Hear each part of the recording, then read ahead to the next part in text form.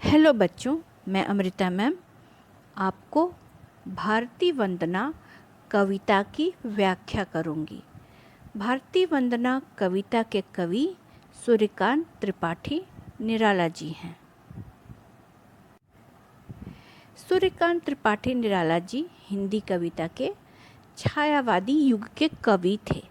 उन्होंने कई कहानियाँ, उपन्यास और निबंध भी लिखे हैं, किंतु उनकी ख्याति विशेष रूप से कविता के कारण ही है।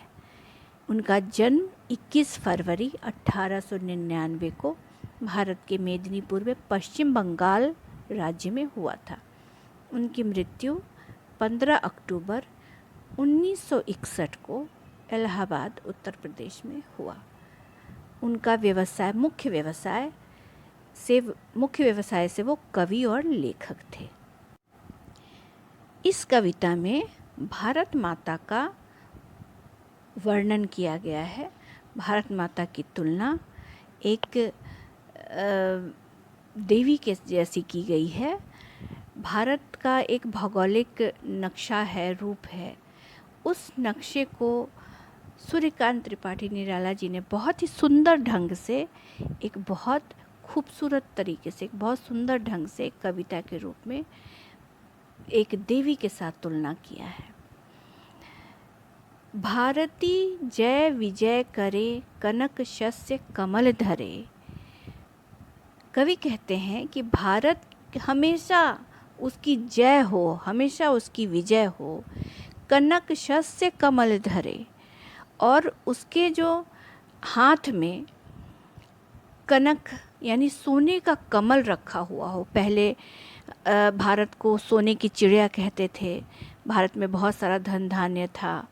उससे तुलना करके कवि यहाँ पे कहते हैं कि भारत जो है उसके हाथ में सोने का कमल रखा हो, और हे भारत, आपकी सदा जय हो, हमेशा आपकी विजय हो। लंका पदतल शतदल, गर्जी तोर्मी सागर जल, धोता शुचि चरण युगल, स्तव कर बहु अर्थ भरे। भारत का जो मानचित्र है, भारत का जो नक्शा है, अगर आपने देखा होगा तो भारत के नीचे जो श्रीलंका है उसकी तुलना यहाँ कवि एक कमल के फूल से करते हैं। लंका पदतल शतदल, यानी लंका जो भारत के पैरों के नीचे है, पैरों के नीचे है शतदल, यानी 1000 दल वाला जो कमल होता है, उस 1000 दल वाले कमल के फूल के जैसा ये लंका भारत के पैरों के नीचे, भारत के पदतल यानी पैरों के नीचे सुशोभित है। इस पंक्ति में कवि ने लक्ष्मी देवी, यानी लक्ष्मी देवी को आपने देखा होगा कि उनके पैरों के नीचे वो जो कमल का फूल होता है उसके ऊपर बैठी रहती हैं या फिर उसके ऊपर खड़ी रहती, यानी पैरों के नीचे कमल का फूल सुशोभित होता है। तो यहाँ पर कवि ने भारत माता की तुलना उस देवी से किया है जिसके पैरों के नीचे कमल का फूल सुशोभित होता है। जैसे कि ये लंका है, वो 1000 दल यानी शतदल यानी सैकड़ों दल वाले कमल के फूल के जैसा, सैकड़ों फूल के जैसा भारत के पैरों के नीचे सुशोभित है। गर्जी तोर्मी सागर जल, धोता शुचि चरण युगल, स्तव कर बहु अर्थ भरे। यानी कि भारत के दक्षिण दिशा में जो हिंद महासागर बह रहा है, जो हिंद महासागर गर्जित करता हुआ बहता है, उसके समुद्र की लहरें जो उमड़ भर करते हुए गर्जित करती रहती हैं।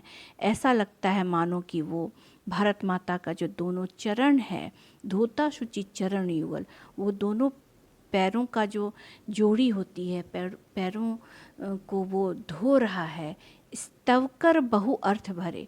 और उसकी गर्जना का जो आवाज़ है वो लगता है कि जैसे कुछ अर्थ भरा हुआ, कुछ स्तवन कर रहा है, माता की वंदना कर रहा है। इस पंक्ति में कवि कहना चाहते हैं कि भारत माता एक देवी है जिसके पैरों के नीचे लंका शतदल वाला कमल के फूल के जैसा सुशोभित है, और उसके नीचे जो सागर बह रहा है, वो हिंद महासागर जो बह रहा है, वो गर्जित करता हुआ उसके पैरों को धोता हुआ स्तवन कर रहा है। माता जी का, भारत माता का स्तवन कर रहा है। तरु तृण वन लता वसन, अंचल में खचित सुमन, गंगा ज्योतिर्जल कण, धवल धार हार गले। तरु तृण वन लता, ये सभी जो जंगलों में होती हैं पेड़ पौधे होते हैं। तरु यानी कि पेड़ पौधे, तृण यानी छोटे छोटे घास पौधे जो होते हैं, घास फूस होते हैं। वन लता यानी जंगल, लताएं होती हैं जंगलों में। भारतवर्ष में बहुत सारे जंगल हैं जहाँ चारों तरफ हरियाली हरियाली छाई रहती है, हरा भरा खेत होता है, खेतों में हरियाली होती है। तो ये भारत का जो पूरा आंचल है, वो पूरा जो वस्त्र है वो हरे रंग का है। ये भारत माता ने जो वस्त्र पहन रखा है वो हरे रंग का है। यानी माता जो साड़ी पहन रखी है, माता की साड़ी, ये साड़ी जो है वो उन्होंने हरे रंग की पहन रखी है। और अंचल में खचित सुमन, सुमन यानी फूल। भारत में बहुत सारे प्रकार के फूल होते हैं, बहुत तरह तरह के सुंदर सुंदर, बहुत खूबसूरत, सुंदर खुशबू वाले फूल होते हैं, फ्लावर्स होते हैं।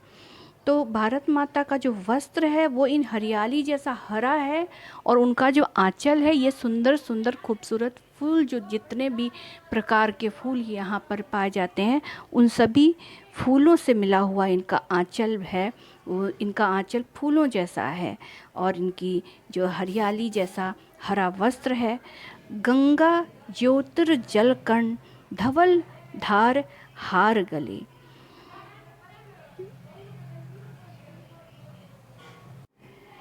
गंगा नदी आपने देखा होगा भारत के मानचित्र में।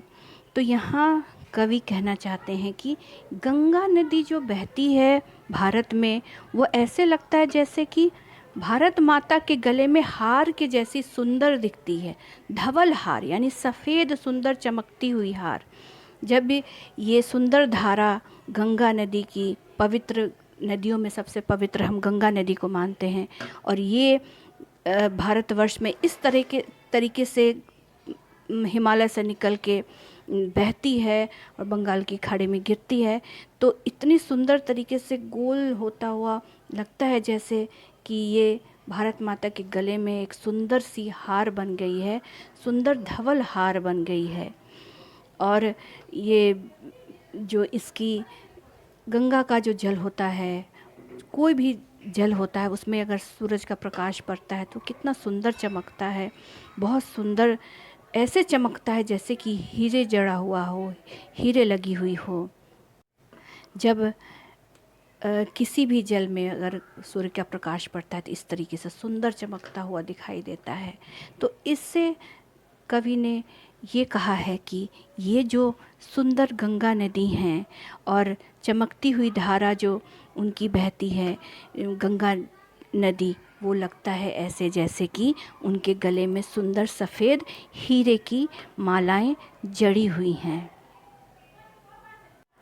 गंगा ज्योतिर्जल कण, धवल धार हार गले, मतलब कि गंगा की जितनी भी जल की कण हैं उसमें ऐसे प्रकाश होता है जैसे कि बहुत ज्योतिर्मय तरीके से वो जगमगा रहा है, हीरे के जैसा चमक रहा है।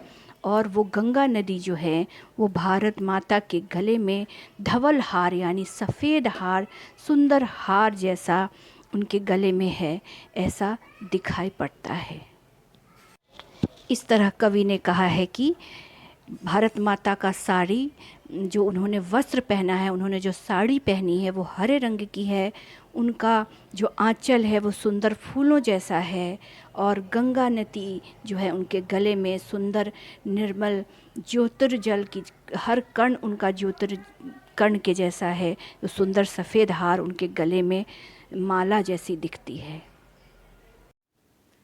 मुकुट शुभ्र हिम तुषार, प्राण प्रणव ओंकार, ध्वनित दिशाएं उदार, शतमुख शतरव मुखरे।